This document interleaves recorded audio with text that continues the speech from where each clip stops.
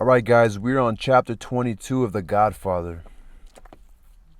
Book 5, chapter 22. It's about 20 pages, so maybe after 10 minutes, we'll see how far we get. So, chapter 22. So, Lucy Mancini, a year after Sonny's death, still missed him terribly, grieved for him more fiercely than any lover in any romance. And her dreams were not the insipid dreams of a schoolgirl, her longings not the longings of a devoted wife. She was not rendered desolate by the loss of her life's companion, or missed him because of his stalwart character. She had no fond remembrances of sentimental gifts, of girlish hero worship, his smile, the amused glint of his eyes when she said something endearing or witty. No, she missed him for the more important reason that he had been the only man in the world who could make her body achieve the act of love. And in her youth and innocence, she still believed that he was the only man who could possibly do so. Now, a year later, she sunned herself in the balmy Nevada air. At her feet, the slender, blond young man was playing with her toes. They were at the side of the hotel pool for the Sunday afternoon, and despite the people all around them, his hand was sliding up her bare thigh. "Oh, Jules, stop," Lucy said. "I thought doctors at least weren't as silly as other men." Jules grinned at her. "I'm a Las Vegas doctor." He tickled the inside of her thigh and was amazed how just a little thing like that could excite her so powerfully. It showed on her face, though she tried to hide it. She was really a very primitive, innocent girl. Then why couldn't he make her come across? He had to figure that one out and never mind the crap about a lost love that can never be replaced. This was living tissue here under his hand, and living tissue required other living tissue. Dr. Jules Segal decided he would make the big push tonight at his apartment.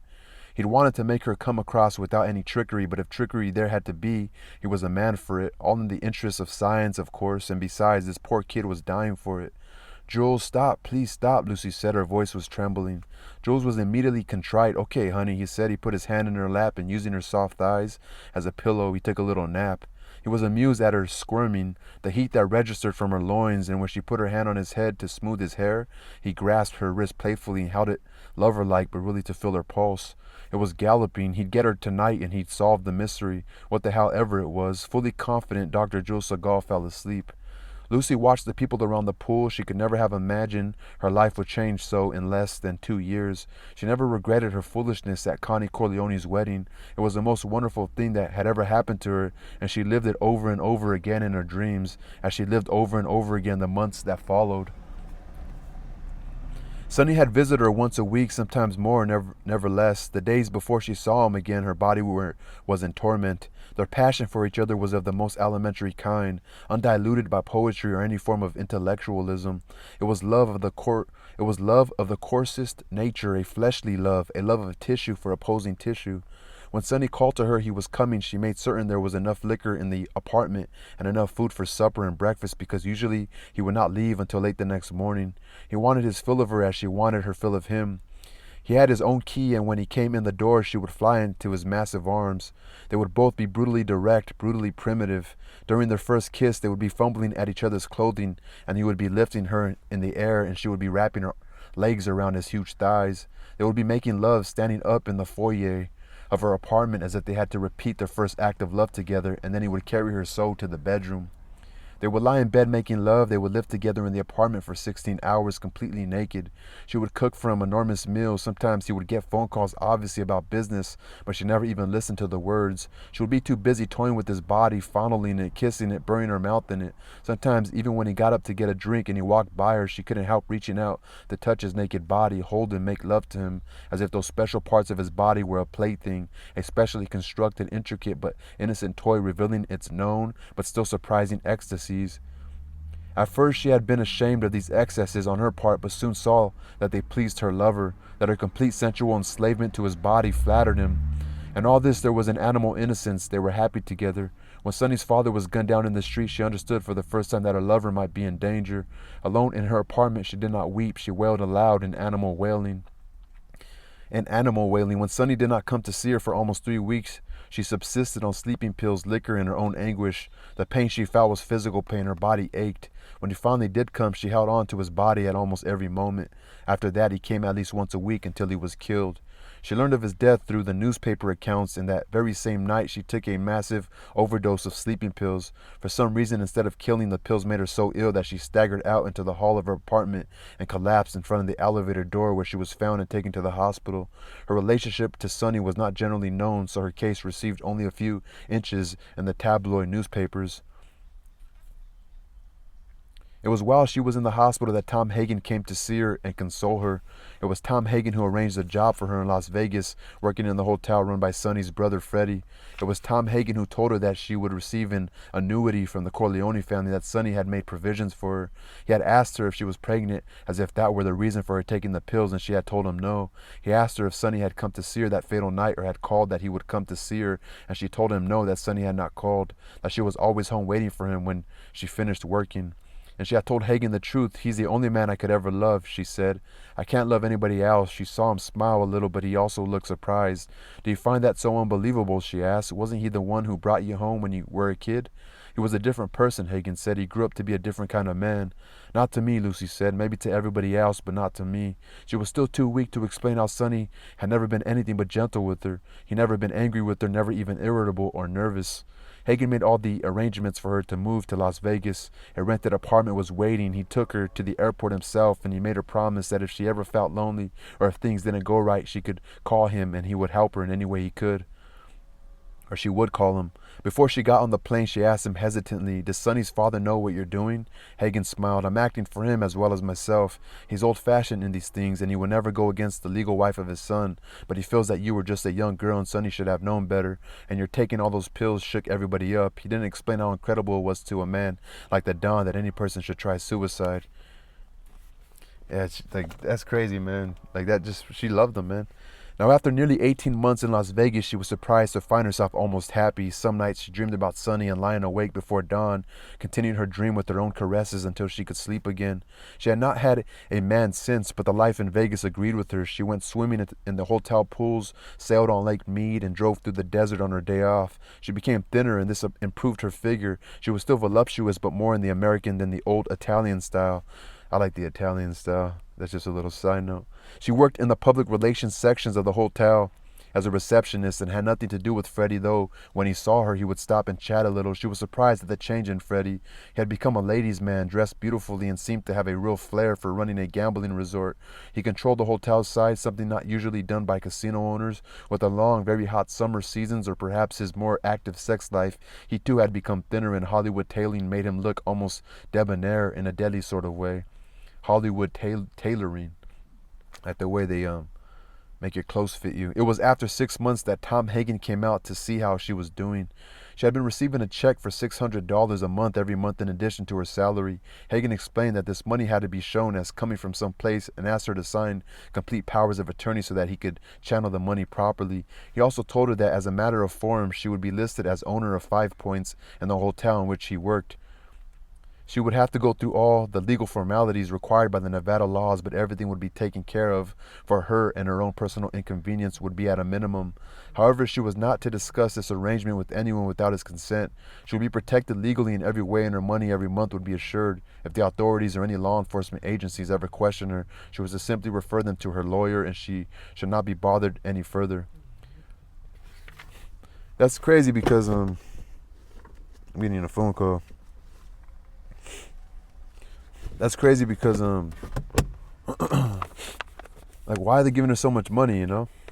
So Lucy agreed. She understood what was happening, but had no objections to how she was being used. It seemed a reasonable favor. But when Hagen asked her to keep her eyes open around the hotel, keep an eye on Freddie and on Freddie's boss, the man who owned and operated the hotel as a major stockholder, she said to him, "Oh, Tom, you don't want me to spy on Freddie?" Hagen smiled. His father worries about Freddie. He's in fast company with Mo Green, and we just want to make sure he doesn't get into any trouble. He didn't bother to explain to her that the Don had backed the building of his hotel in the desert of Las Vegas not only to supply a haven for his son, but to get a foot in the door for bigger operations. It was shortly after this interview that Dr. Jules Segal came to work as the hotel physician. He was very thin, very handsome and charming, and seemed very young to be a doctor.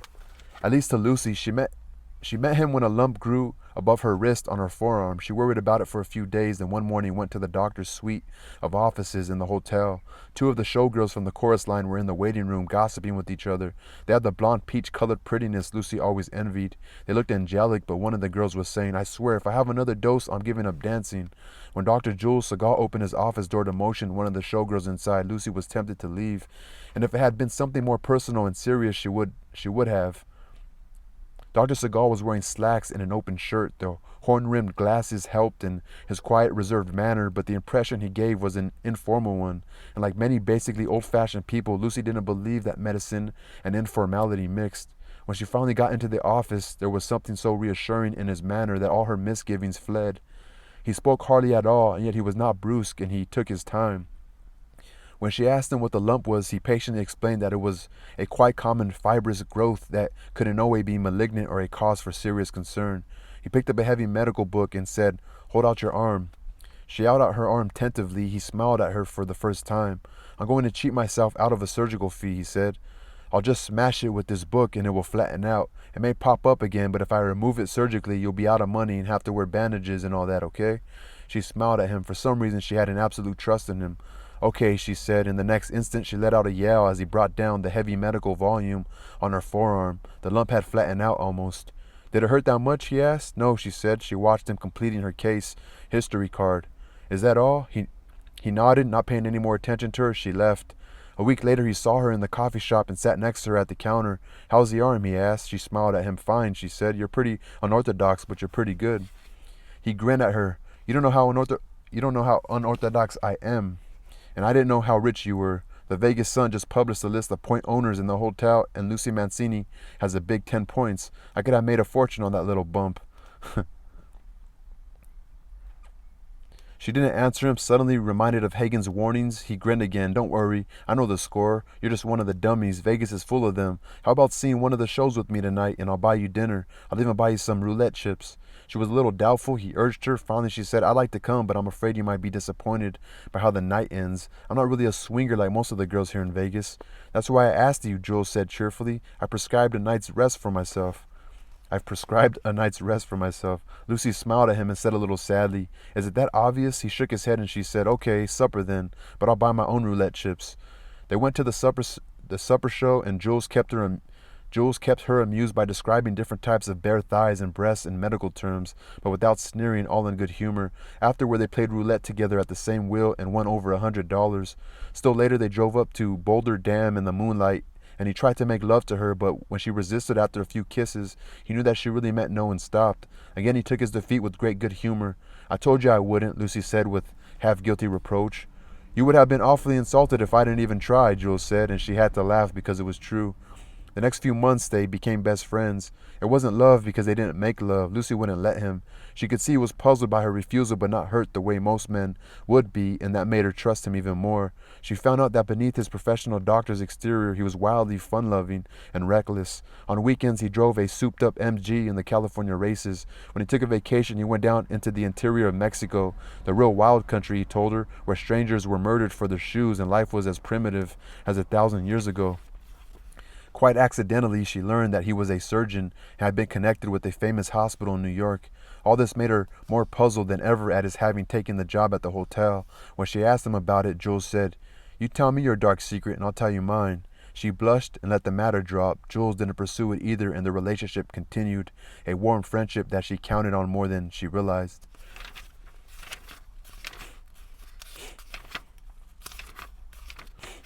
I read 7 pages, so is there another break somewhere? Kind of not really. We'll just end it there. So that is part of chapter. What chapter is this? Chapter 22. That's part of it. Kind of telling the story about Jules. For what reason, I don't really know. We're towards the end of the book. I guess they just kind of wanted to talk about how the family takes care of people. I don't know how true that is to the real story of these real mob bosses that this story is formulated around. It's like 3 or 4 mob bosses they put all together just to kind of give you an idea of how they live their lives. Lucy Mancini was the one when the Corleone's youngest child, which is his daughter, was getting married. Sonny Corleone, you know, kind of or he was having sex at the wedding with a side girl, and she so happens to be younger than him. But it's I mean, this book was written in the 70s, so in the 60s, so I mean, and especially this Italian, the author was trying to highlight, how big of a deal that is to like skip out on your girl, your wife, especially when your family does illegal shit. They live on the dark market, the black market, and so you're gonna cheat on your wife. There's a chance she might fucking snitch, because she's emotional. So yeah, so I don't know. This doctor's kind of sketchy too. Is he like a undercover cop? I'm trying to figure out what's so important about mentioning her, if for any reason but to show how they take care of the side chick of the son that got killed. Don't really know.